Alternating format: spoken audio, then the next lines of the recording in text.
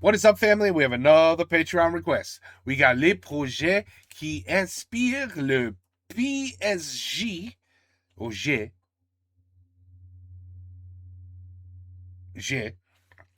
You and your J's and G's that sound the same. Anyway, because it's the total opposite in English, so I always get screwed up. Okay, G.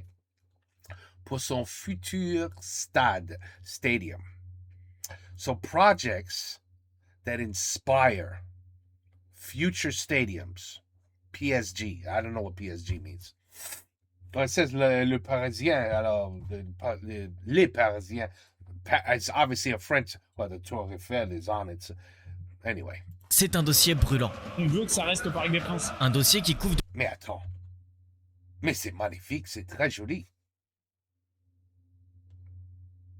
That's amazing looking. Is this real? Or is this AI? It's just a project. C'est vrai, ce truc? C'est un dossier brûlant. On veut que ça reste au Parc des Princes. Un dossier qui couvre depuis quasiment 10 ans. Un club de foot est avant tout riche de son histoire et celle du Paris Saint-Germain s'écrit et s'écrira au Parc des Princes. Après des années de combat entre la mairie de Paris et Nasser El Khelaifi sur la vente du Parc des Princes au PSG, le club de la capitale est maintenant décidé à quitter Paris. Quitter le Parc des Princes, c'est un déchirement quand t'es supporter du Paris Saint-Germain. Le Parc des Princes, un stade mythique chargé d'histoire, mais devenu aux yeux des dirigeants parisiens un frein au développement du club. D'un côté, on a donc la direction qui estime que pour s'imposer comme un grand club européen, le PSG doit avoir son propre stade et quitter le Parc des Princes. De l'autre, des supporters viscéralement attachés au parc qui ne veulent pas entendre parler d'un avenir ailleurs qu'à la porte de Saint-Cloud. Bien sûr. Le parc, c'est à nous, c'est notre âme, c'est la passion, tout est là-bas. C'est notre cœur qui est là-bas. Nobody's going to agree, no matter what you do. On partira jamais du parc. Eh oui.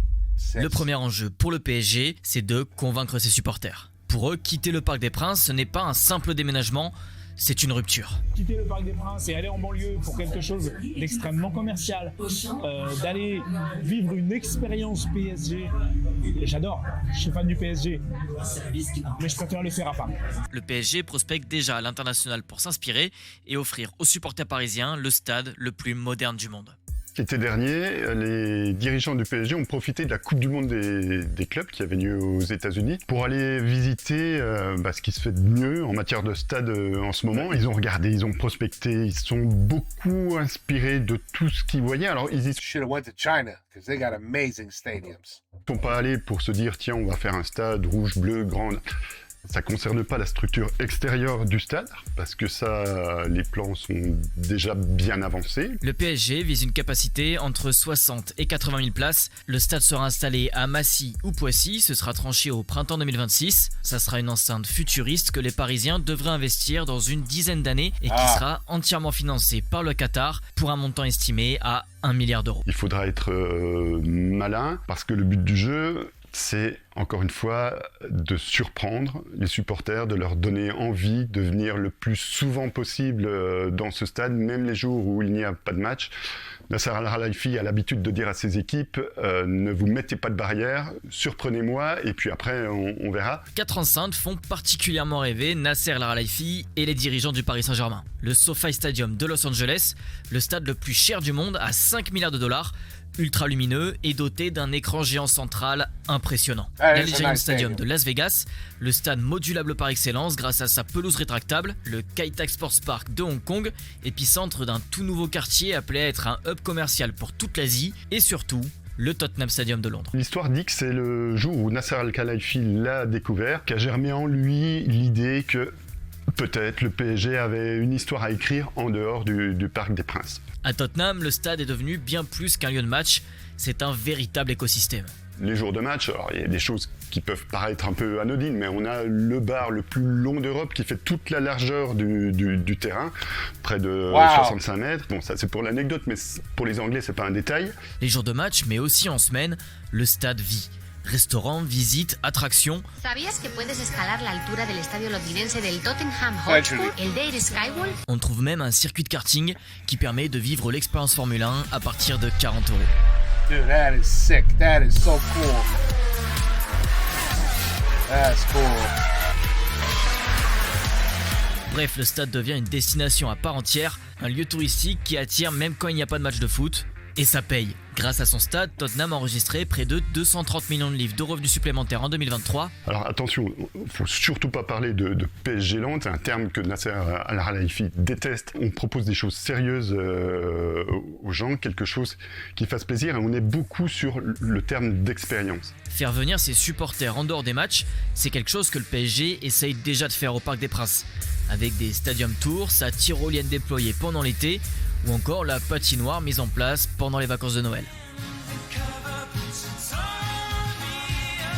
Si jamais on devait absolument changer de stade, qu'il y ait une expérience autre. Ce qu'on aime quand on se déplace pour aller voir un match de football, c'est aussi le côté culturel, c'est-à-dire je peux aller avec ma famille, on va visiter les alentours, on va faire quelque chose de culturel, d'agréable. Des activités qui plaisent aux supporters, mais le PSG reste encore limité dans ce qu'il peut faire. L'objectif d'un stade comme celui-ci, c'est d'attirer les supporters, de les faire venir bien avant le match et de faire rester les supporters le plus longtemps possible. Et attrape as much of this as you can. Parce qu'un supporter, plus il reste longtemps, plus il consomme. C'est aussi ça le but du jeu. Bon alors les à côté, c'est sympa, ça fait venir des touristes, mais l'enjeu majeur c'est de convaincre les supporters, les ultras et les amoureux de football de venir dans ce stade. Pour ça, l'expérience au stade pendant le match doit aussi être exceptionnelle. Un des prérequis, c'est vraiment l'accessibilité, dans tous les sens du terme. C'est-à-dire que comment je vais simplement, en famille, à mon stade. Eux, ce sont Clément Rabordin et Philippe Servante. Ils sont architectes et ont travaillé sur de nombreux stades en France. La deuxième échelle, on zoome un petit peu, c'est la fluidité entre le moyen d'accès et ma place. Il faut qu'il y ait une vraie fluidité, il ne faut pas que je fasse 10 fois la queue, il faut que j'ai la possibilité confortable d'aller aux toilettes, d'aller boire un verre, d'aller manger un morceau, à des tarifs variés. C'est pas facile de think of all that shit. C'est pas facile. Aujourd'hui, une place au Parc des Princes peut coûter plusieurs centaines, voire plus de 1000 € sur les grands matchs. À ces prix-là, il y a un besoin de standing.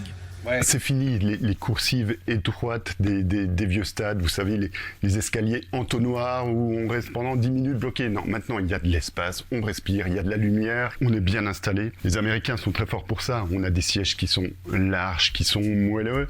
Mais ils sont larges because we have big fat asses in America, so we have to make sure the seats very wide. Tu comprends? Mais c'est vrai? Justement, aux États-Unis, il y a un stade qui a particulièrement tapé dans l'œil des.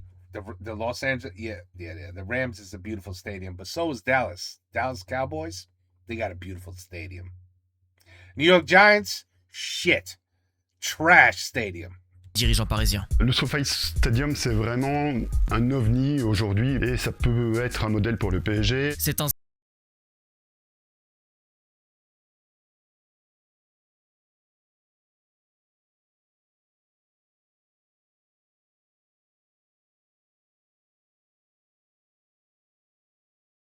de Los Angeles en 2028. Ce qui attire le regard en premier lieu, c'est un écran géant, double face, qui fait qu'on voit tout ce qui se passe, quelle que soit votre situation dans le stade, vous voyez absolument avec une précision dingue. Chaque supporter pourra donc profiter du match dans les meilleures conditions, quelle que soit sa place dans le stade. Le stade du futur, c'est on arriverait à avoir une expérience au stade où on voit aussi bien qu'à la télé. Avec cet écran gigantesque, l'immersion est garantie. C'est surtout un superbe outil qui permet d'améliorer l'expérience au stade et qu'on pourrait retrouver dans le futur stade du PSG. En fait, c'est l'espèce de scénographie qu'on va faire du spectacle qui est sportif aujourd'hui et qui demain sera un concert. C'est un peu la même chose, on a besoin de cette scénographie. Ça, en fait, c'est un peu comme si faire, pas tout à fait de la réalité augmentée, mais en tout cas de la réalité documentée, quoi. C'est-à-dire que d'arriver à donner des outils multimédia. Did you guys notice? Look at this guy back here, right? This guy back here. He was like, he's ready, and he said, "Oh shit, I'm being filmed." Look. Un peu comme si faire, pas tout à fait. Oh merde! Oh merde! De la réalité augmentée. Oh shit! Mais en tout cas de la réalité documentée, quoi. C'est-à-dire que d'arriver à donner des outils multimédia pour, tu vois, enrichir ton expérience du stade. Un peu comme tu as sur les animations à la télé où tu vois les trajectoires, les trucs. Mais on continue à se poser une question.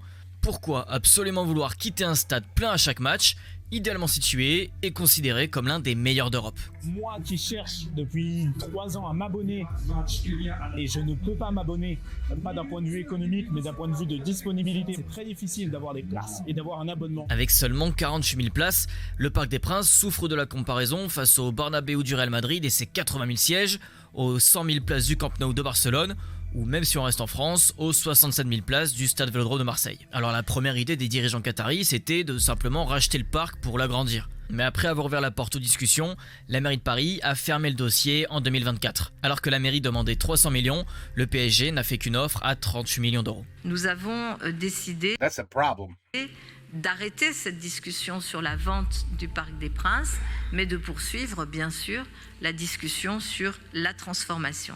Mais pour le PSG, investir des centaines de millions d'euros dans un stade qui ne lui appartient pas, ça n'a pas vraiment de sens. Je pense qu'on a fait beaucoup pour la ville de Paris. Combien de personnes viennent à Paris pour Paris Saint-Germain pour regarder le Parc des Princes. Je pense qu'on a beaucoup. D'autant plus que les études architecturales démontrent qu'avec le périphérique situé sous le stade et la coque du parc qui est classée et donc intouchable, il ne serait pas possible d'atteindre le seuil de 60 000 places. Et c'est là que l'option déménagement en banlieue et construction d'un nouveau stade fait son chemin. Tous les grands clubs ont leur stade. Tous les grands clubs de réputation internationale ont leur stade et leur grand stade. Pour les dirigeants parisiens, quitter le parc, c'est devenu un véritable enjeu économique. Globalement, c'est l'historique, le sentiment, le romantisme face à la logique économique. Ce qu'il faut savoir, c'est que depuis que QSI a racheté le PSG en 2011, le club n'est pas rentable. Pour vous faire une idée, chaque année, le PSG enregistre entre 20 et 100 millions d'euros de pertes. Après avoir passé quasi 14 ans à dépenser sans compter, les Qataris ne veulent plus que le PSG dépende économiquement de QSI. Alors pour ça, il faut arrêter de perdre de l'argent et il faut même en gagner. Des clubs rentables, il y en a très peu en Europe. Mais on compte par exemple le Real Madrid, le Bayern Munich et Tottenham qui, malgré une armoire à trophées quasi vide au XXIe siècle, arrivent à dégager des bénéfices grâce à son stade. Parce que le point commun entre ces clubs, c'est qu'ils sont tous propriétaires de leur stade. Nasser El Khelaifi a annoncé aujourd'hui que le stade était trop petit, qu'il fallait avoir un stade de 80-90 000 places pour concurrencer les gros clubs européens, ce qui est vrai. Avec un stade moderne qui lui appartient, le PSG pourrait générer des revenus colossaux, des revenus qui pourraient compenser les pertes, grâce notamment à l'augmentation de la capacité, au naming, à l'hospitalité et à l'exploitation du stade toute l'année, avec les activités, les commerces, mais aussi la location du stade pour des événements sportifs ou des concerts. That's where the money's made, to be honest with you. That's what I hear. That's what I hear. It's all the events in that stadium that bring in the money. Because big venues, I guess, rent the stadium. And that's how they make their money. Because an NFL team, for example, like the Rams, who had that beautiful stadium, they're only going to play in that stadium maybe 6 or 7 times during the entire year. What happens then? The rest of all 300 and something days left in the year. What happens to the stadium? It can't be empty. So, yeah, it's not just about the sports, as you could see. Et vous n'avez pas le droit de vous rater. Vous n'avez pas le droit du tout de faire ce qui est arrivé au stade Bernabéu, qui a été rénové et ouvert en 2024. Il est magnifique ce stade, c'est vrai. Mais en revanche, au moment où ça a ouvert, ils ont été obligés d'annuler et de reporter un certain nombre de concerts, simplement parce que tous les voisins se cassaient les oreilles. Les calculs avaient été mal faits. L'un des enjeux pour les dirigeants parisiens, ça va être d'imposer le stade dans un environnement où cohabite déjà le Stade de France, de plus en plus prisé par les artistes, et la plus grande salle de concert d'Europe, bientôt rachetée par Live Nation, la Paris La Défense Arena. Ce n'est pas un hasard si le Kai Tak Sports Park de Hong Kong, autre stade qui inspire beaucoup le PSG, a été inauguré par une série de concerts de Coldplay. Maintenant, ces enceintes futuristes ne sont plus pensées simplement comme des stades pour le sport, ce sont aussi d'immenses salles de spectacle. C'est exactement antinomique, c'est-à-dire que quand vous faites du spectacle, il faut au contraire que le son arrive très précisément en tribune. Donc, on est plutôt sur l'amortissement sonore, mais contrôlé. Et quand vous faites un stade, il faut au contraire que le maximum de bruit arrive sur la pelouse. C'est-à-dire que tous les spectateurs qui font du bruit, il faut que l'ambiance, elle soit partout. Et donc, il faut que tout soit en réverbération. Et en fait, ça influe beaucoup quand même ne serait-ce que l'inclinaison des tribunes qu'on peut avoir sur la pelouse pour donner vraiment ce qu'on recherche Actuellement, c'est l'effet chaudron. C'est incroyable. Donc ça, c'est quand même une évolution très forte des stades. C'est qu'on fait des stades beaucoup moins plats et beaucoup plus verticaux. Et ça, c'est hyper important. Avoir un stade modulable, pouvoir passer d'un match du PSG le samedi soir à un concert de Beyoncé le dimanche, c'est l'avenir. Les événements vont succéder de plus en plus. Donc il faut absolument que les stades puissent être convertis en un temps record. Et pour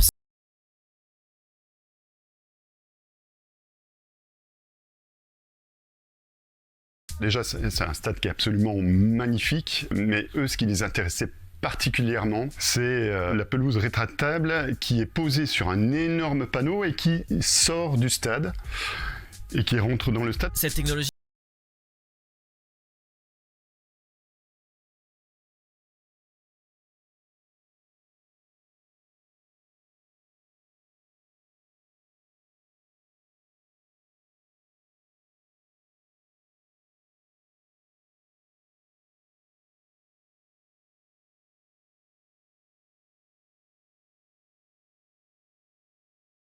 Ce qui m'intéresse beaucoup, c'est incroyable, c'est d'avoir un seul bloc, une pelouse qui reste toujours d'un seul bloc. La mise en œuvre, c'est relativement simple parce que c'est jamais que des petits trains, quoi. Donc vous avez des grandes plaques de pelouse avec le substrat, le gravillon. Enfin, c'est pas que la pelouse que vous embarquez. Hein. Vous embarquez, à mon avis, une épaisseur qui doit faire entre 40 et 50 cm. Ici, ce sont 540 roues posées sur 13 rails qui permettent à la pelouse de sortir et de rentrer en 90 minutes seulement. Ce qui est très important dans l'idée du futur stade du PSG, c'est qu'on va passer d'un événement sportif à un événement culturel en moins de 24 heures. Alors que le stade soit construit à Massy ou Poissy, et au-delà de réussir à faire oublier le Parc des Princes, le PSG devra surtout réussir à créer un tout nouveau quartier dynamique autour du stade pour en faire une zone attractive et surtout rentable. Ça, c'est un vrai sujet et c'est un sujet qu'on a tendance à internationaliser un petit peu en ce moment en pensant que toutes les populations du monde sont sur les modèles américains ou allemands, c'est-à-dire qu'ils sont prêts à aller passer énormément de temps au stade, alors qu'en France, je crois que personne ne l'a réussi encore. Il n'y a pas un stade, que ce soit à Lyon, il n'y a aucun stade qui a réussi le pari de faire venir du monde vraiment avant, vraiment après. Mais est-ce qu'on va réussir à faire changer les mentalités françaises ? Écoutez, je suis ravi que ce soit le PSG qui en prenne le pari. On verra.